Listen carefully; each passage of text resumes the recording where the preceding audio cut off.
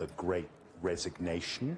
We prefer to talk about the Great Reevaluation because it's not simply a straightforward question of people quitting jobs and maybe coming out of the workforce. That's part of what's happening. But there's also, during COVID, people stayed in roles, and now that we're coming out of the pandemic, there's a pent-up demand for change.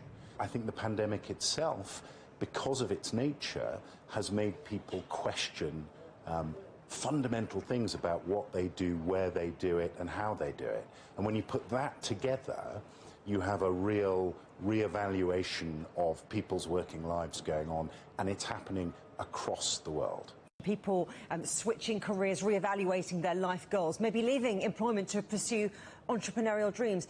Do you think there's still momentum, though, even with recession looming large? The imbalance that you have in labour markets is driven by this reevaluation from the candidate side and the way in which different firms have come out of the pandemic.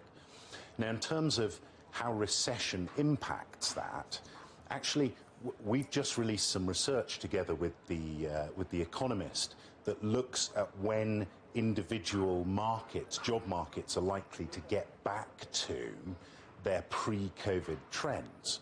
And we already see a difference between the regions. So, for example, Asia Pacific is surging, it's growing rapidly, it's almost back to pre-crisis levels or pre-crisis trends. North America is similar, just a little bit behind, but Europe is actually under quite a lot more pressure because of what's happening in the Ukraine, because of the impact that that's having on energy prices, the impact that it's having on supply chains, particularly in certain sectors.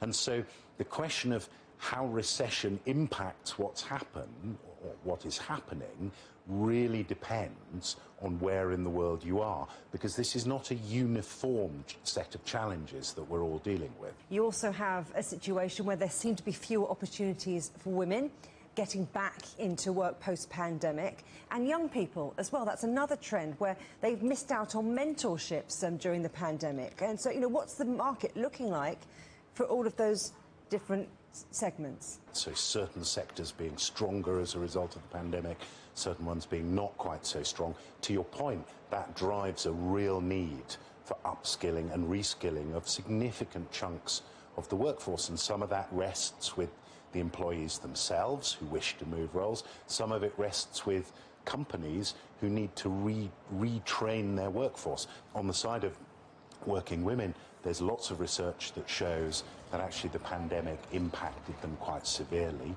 We need to think as employers about how we help that return back into the workforce, and there are particular programs that you can undertake. And I think to your third group, younger fraction of the workforce, I think some of their expectations of work has changed.